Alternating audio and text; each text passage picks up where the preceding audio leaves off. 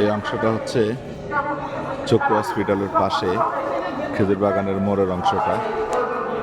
জনগণ ঢুকে যাচ্ছে আস্তে আস্তে।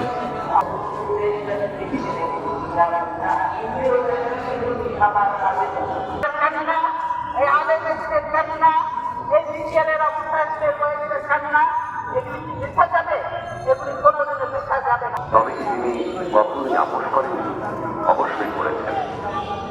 দেশের বৃহত্তর স্বার্থে অনেক গুরুত্বপূর্ণ মুহূর্তে উনি এমন সব বিষয়ে আপোষ করেছেন যেটা না করলে কেবল গণতন্ত্র নয়, বাংলাদেশের স্বাধীনতা সার্বভৌমত্বই বিপন্ন হয়ে পড়ত। 91 সালে তার প্রথম